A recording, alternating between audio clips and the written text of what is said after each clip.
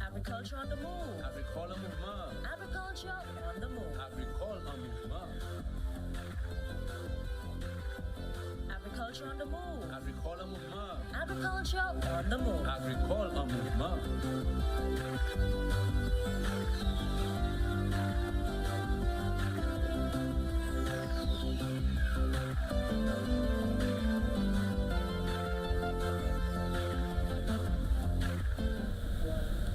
Hello again, St. Lucia, and welcome to the program, Agriculture on the Move. My name is Philip Sidney, your host.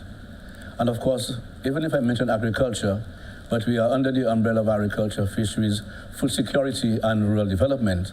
And that takes me straight into our program today, which, of course, I have two fisher representatives here in the studio. And to my immediate right is Adriana Charles, who is the manager of the Fisheries Cooperative Society. And next to her is Mr. Emmanuel John, who is also a member of that cooperative. And of course, we all know him as AKA Rabbit. Welcome to the program, ladies and gentlemen. Thank you. Thank you very much. Okay, Ms. Charles, I'll start with you. I know your membership is pretty broad, and it takes in castries, which is Banan, and of course, in Sanssouci. So tell us, what's your membership like? Presently, we have about 170 members. About 70 members, that is a combination of Banan members and castries members, the castries complex members. What's the situation with, what sort of activities, what services do you all give to your members? Well, in the past, prior to COVID, the members would get a lot of benefits from the cooperative. We assisted the members in terms of scholarship for their children. The members would get medical assistance for themselves. And the members, they are still getting what is called a burial assistance. We still assist the members with that. Mm-hmm. And that's basically what we assist the members with.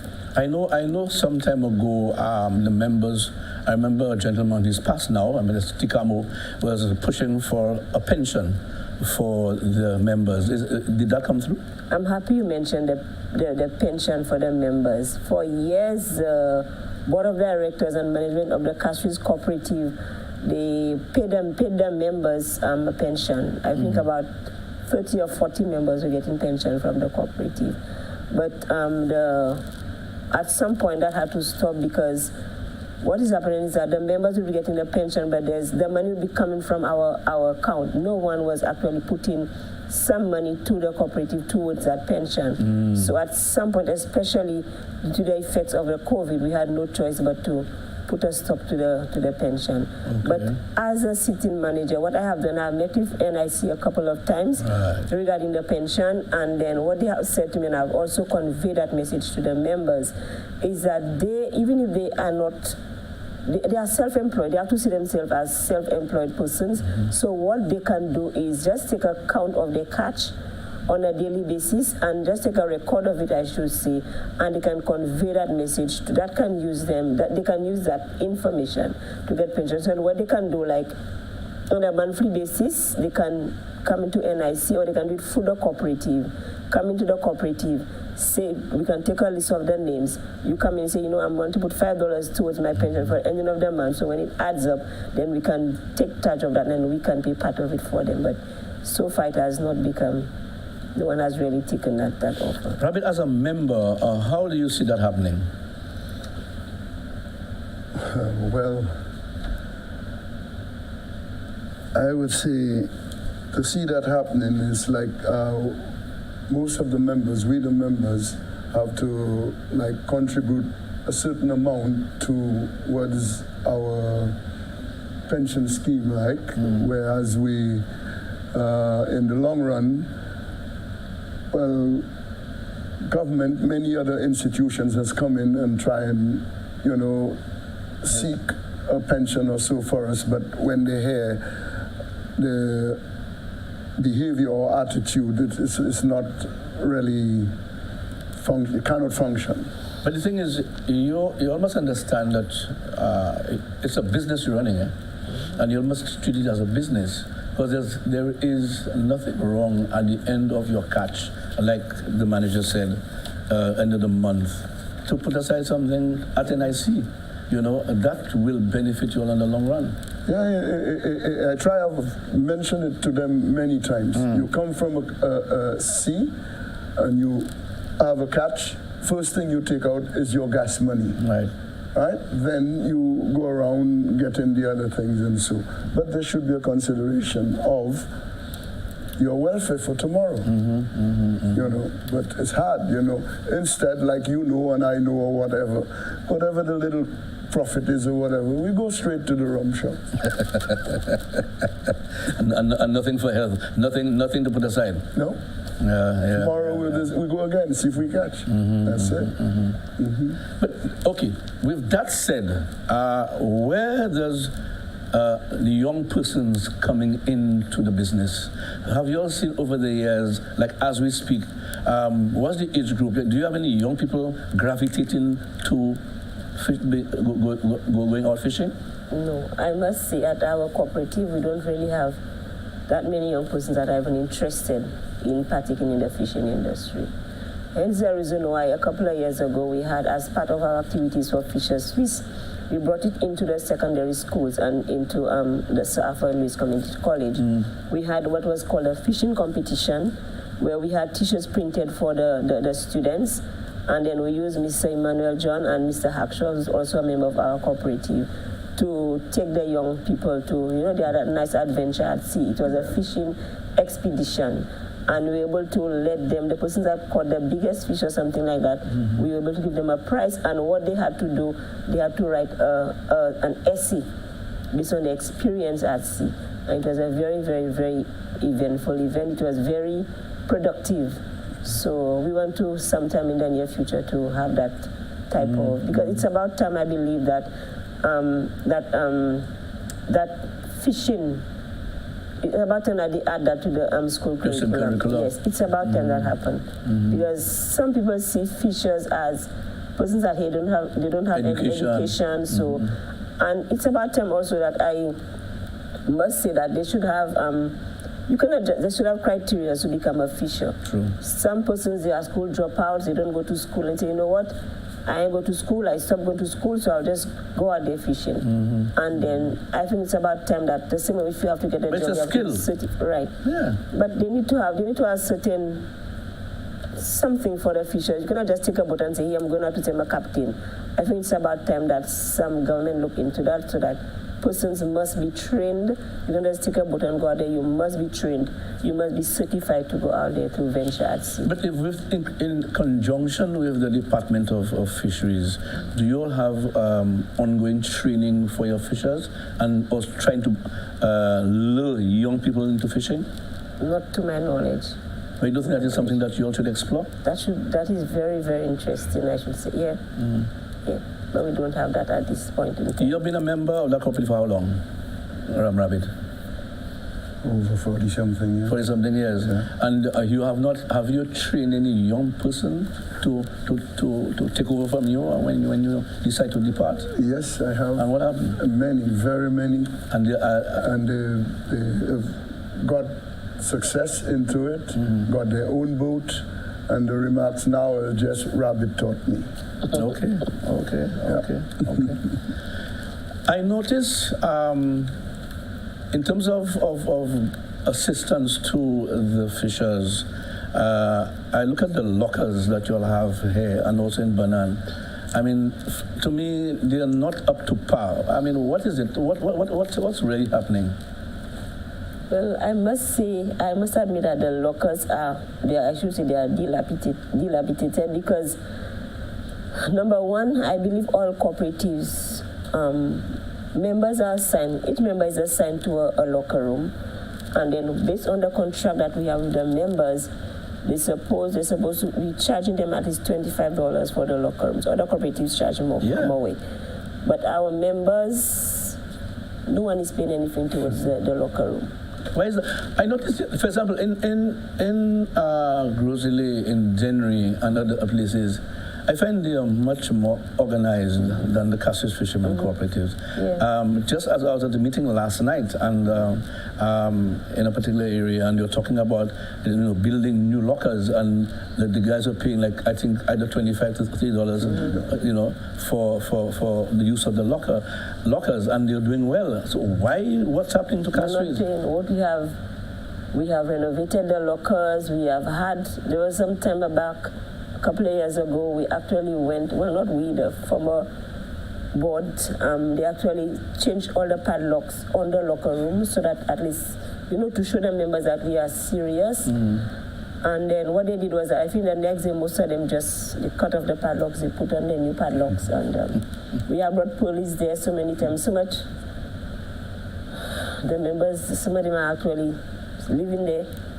People that are not bona fide members, they want a locker room, they cannot even access a locker room because other persons that are not members of the cooperative just take over the locker room. Wow. So it has been a challenge over the years, and I really do not know what else we can do to have these operations run smoothly. I really don't know. We've tried our utmost. Okay. I know the Ministry of Fisheries, or the Department of Fisheries, and the Ministry of Agriculture assisted, provided some devices, tracking devices for the boats and stuff. How did that go with you all? Well, I guess what happened is with these devices, they came, like, I think, first to us, to our department, and experimented it and everything, which with just one device, went out, and since then we haven't heard much of them, but only the remark was like in Dennery, View Fort, it was just all spread all out. And now I think they're backing up, most of them are backing up on it, getting the knowledge of why and what it's for. And then before they came back to us and, try and finish assisting us. But it's a very good idea. We were at the meetings at the Fisheries Department, and we all discussed why and what, and certain discussions were like mainly concerning the range of it. You understand? If one would get at a panic, another island, would it be able to assist you? And it didn't really matter, which I know with my knowledge, So it couldn't have worked. I don't know what other device they've bought. So you're saying the present device is as far as you're concerned, it doesn't have that reach? It didn't. No. So the authorities know that? I mean, did you all? They know. Yeah, they knew. So what's going to happen now moving forward? Well, what I must say first of all about the devices, most of the members declined the device. Why? I do not know. Most of them declined the device. But we've had so many issues with distress at sea, so I'm seeing this as a very good initiative from government, for the members, and most of the members. I think it's just about 6 members of our cooperative. I guess some of them do not know about it, but just only about 6 members accepted the device? Accepted the device. Wow. Some of them said they already have their own device, they don't really need it, so. But what Mr. Emmanuel said, I just want to add to what he said, was that at the meeting that we had with the fishers regarding the device, the fishers, when the fishers reach a certain range, a certain distance at sea, it will not pick up, there will not be any coverage. But at least there's some coverage. There's some coverage to a certain extent. Yeah, but the question that I asked was, our neighboring country, right, which is French, Martinique, would give us first assistance. Couldn't get us. No, it's out of the range of it, right there. So are you saying that the devices were not adapted for our system, or should we get another set of device that is more sophisticated? Not really the sophistication of it. It was just like international one. International one, you'll okay. So you can pick up distance. Like worldwide. Okay, I understand. On a small scale. Okay. Yeah. Anyway, we do for our first break. You're watching Agriculture on the Move. Stay tuned. We'll be back soon. The Ministry of Agriculture, Fisheries, Food Security and Rural Development is placing heavy emphasis on the concept of food security. It's our prosperity, our future. There are business opportunities in fisheries and aquaculture. If you are involved in this sector or you are a member of the Fishers Cooperative, you are entitled to rebate on fuel consumed. The Ministry of Agriculture, Fisheries, Food Security and Rural Development also provides technical support and training as well as juvenile fish for aquaculture or aquaponic farmers. If you are interested in business opportunities in fisheries and aquaculture, you can contact the Chief Fisheries Officer at 468-4135 for further details.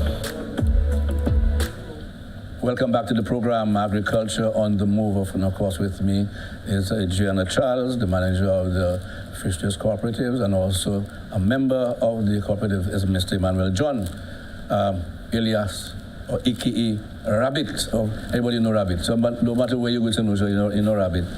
Okay, Fisherman Feast is supposed to be when? Celebrated when? Tomorrow. Tomorrow, 29th? Yes. Okay. I know you have been preparing for that. Yes. Okay. Over the few weeks. Tell us about why is it that you all want to celebrate Fisherman Feast? Or Fisher's Feast? Oh, no, Fishermen, yes. It's Fisher Folk. I know you have women involved now. Yes. First of all, I'd like to make one correction to my introduction. I'm the manager of Castries Fishers Cooperative, not Correct. Fishers Cooperative. All right. So Fisherman's Feast, it is celebrated every year, June 29th. And this is a time where the members meet. They forget about, well, some of them still go out to sea, but there's a time where they forget about the sea, they come in, they spend time with their family, they eat, they drink, they attend the church service and so forth. So over the years, it has been more more persons would show up at Fisherman's Feast before, but it's like now some of the fishers have lost their zeal. But it is something that most of them look out for on a yearly basis. So there are times that you not even find members coming to meetings, but Fisherman's Feast, persons will show up. They will not come to the church service, but at the main event, you'll find persons will show up. So this year, our theme for Fisherman's Feast is a theme from Department of Fisheries. It is one ocean, one planet, one plate, uniting aquatic food standards and ocean health. This is the theme for this year's Fisher's Feast, and it is for all the Fishermen's Cooperative. Okay. So the activities we've had thus far, we had a karaoke and games night. We had a karaoke at the bar. We have a beautiful bar named Fisher's Paradise at the gas station. So we had our karaoke night. A few fishers came, they sang, they had a good time. We had also our members, regular customers who also sang. Everybody had a good time at the bar. And what we've had again was we had an interview with Hits FM. We had that yesterday when Mr. Emmanuel and another member was present, and as we are here today. Also today we have a cleanup campaign by the bay, and we also have a fishing competition today. So the members will be getting their prizes at tomorrow at the official ceremony, where they'll be getting the awards for the most catch, because we want to include the Banan members, because as you know, most of the Banan members, they do pot fish. So we have included them in that. So we have the most fish and the biggest fish. Okay. So we also, tomorrow is our grand activity where we'll be having a church service at 8:40 a.m. at the Methodist Church. That is by SNS, and then following that we'll be having the procession or the march to the complex where they'll have the blessing of the boats. And then the reef, they'll be laying the reefs at sea. We have to remember the members who lost their lives at sea. Yes, so presently we have 2 members that are still, they passed away, they have not been buried as yet. Wow. And then following that activity, we'll be having our official ceremony upstairs at the gas station. We have a beautiful conference room there, so we'll be having our activity there. Okay. Well, as you mentioned, your two of your fallen men, I know one of them, Pa White. Yes, Yeah, Pa right. White. That's one of our. He was a good fisherman, Yes, eh? yes, He very good. he contributed meaningfully Yes. to the fishers' activities in Castries. Well, may God bless his soul Yes. as we move on. You said that over the years, the participation at your activities has been dwindling. Why is that? Because what I should say is that the lavish fishers feast we used to have in the past, we cannot afford to have it anymore. So I think as a consequence, because before we used to go out, they maybe rent different places, different venues to have the fishers feast. But now we cannot afford to have that lavish type of, because I know other cooperatives where they have events following prior to Fisherman's Feast to raise funds, or they'd have dances, they'd have stuff like that. But with us, our members, they usually just come to the grand event and just, that's it. But is there some way where you all can get them involved to have that drive, like you said, the fundraising drive? Right. They're not interested? What I have thought of doing in the past, and I have appraised the members of that, is to have, we don't have to have that lavish thing every year, but the members themselves can get involved we have by the complex right there, they can have their own booths. Let us make Fisherman Feast a grand event where we can invite the public. You have your booth, you sell your fish, you sell your drinks. You know, it doesn't have to be the same way all the time. So that is a way I believe that it would have the members interacting with the public. They can even have little things on display, how to make fish pot. You know, all of these things they can bring into the fishers' feast activity. But what some of them have said in the past is give them bambalage pito. Yeah, bambalage pito. So, but I believe going forward, maybe next year, if I'm still around, I think this is something that we really have to look into, but we have to start very early. But Rabbit, as a fisherman, well, she's speaking from an official standpoint, but you as a fisherman, why do you think that your other folk like yourself are not eagerly involved in activities that is organized by the society, by the cooperative?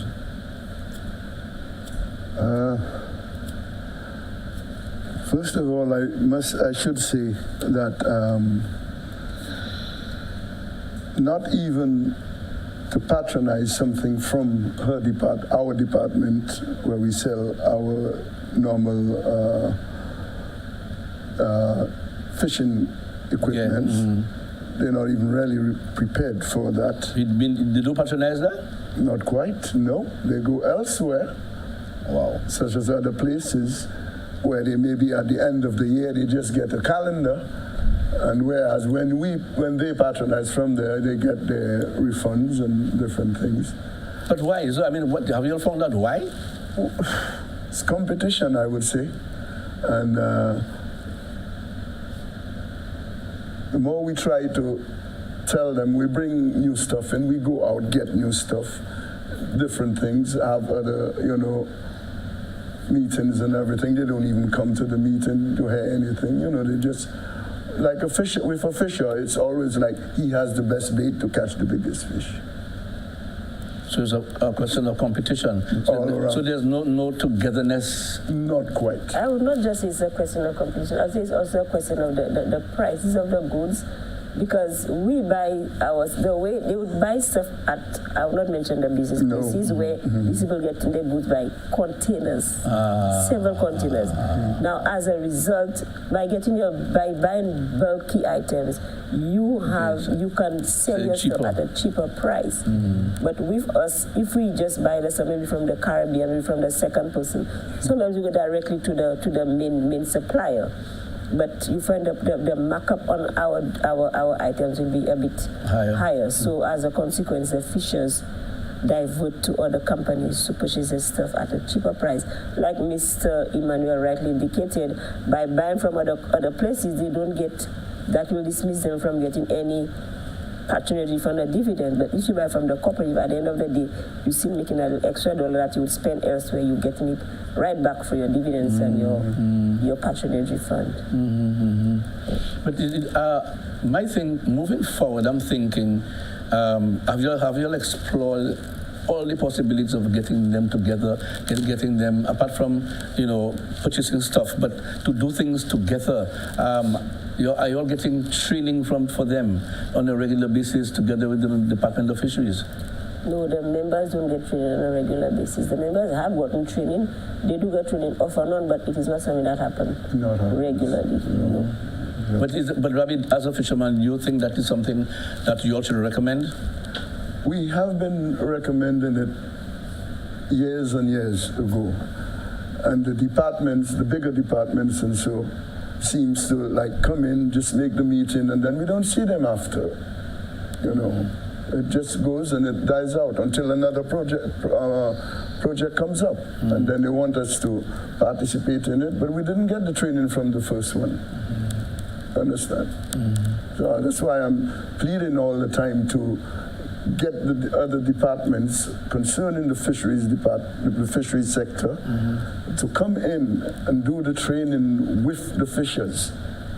Presently now, to get a young fisher into fishing now, I can tell you that is so difficult. What about women? You get a few of them, but the thing is they do it on a recreational basis. Yes. I have a few of them which I take out, get their rods, get everything and so, and they do their fishing and they appreciate it, They run competition with, female with male, but it's like a pleasure. It's always a pleasure, but at the same time, they train themselves too, because they do the work at the hotel and try to understand how the fish is caught before they can, or when serving it. Yeah. But so you don't see moving forward, maybe advocating to the Department of Fisheries to get the young people involved, get the ladies involved, treat it as a business. And you think I totally believe that this should happen. What I must say, and I've noticed over the years, and I will say it without any remorse, is that I find that the fishers are being neglected. They are being neglected. It's like they are fishermen and, Munkipania, because most of our members, I believe that the fishermen, they're not getting the attention that they need. No. Because I have, in my capacity as a manager, I have gone to several ministers to beg for assistance for the members. We have the abandoned members right now. They have no toilet facility. Wow. They have nothing. They use the beach right there. They have the cruise ship, the tourist person right on the boat, seeing all of these things. Lord. So I have mentioned all of these things. We need help our jetty is damaged. We need a jetty. It's a lot. I have asked for a lot of assistance for the members, but it's like we're not getting anywhere. But don't stop. Keep on trying. I have a passion for them, and I will continue. I will do it. We already come to the end of the program. I really want to thank you, Andriana, for being here. Rabbit, thank you again. And of course, don't stop the battle. Continue the fight, because it's a non-ending fight until you can see success. Thank you again. I wish you success in your feast. Yeah. I'm hoping tomorrow I should be able to participate, pass then have a drink with you all. Sure. Thanks again. And Not a few drinks. Thank you. You've been watching Agriculture on the Move. Thank you for viewing the program. And remember, agriculture is our business. And of course, fisheries is our business too, because we need the protein to eat. I'm Philip Sidney saying goodbye and see you again. Thank you again for being here. Agriculture on the move. Agriculture on the move. Agriculture on the move.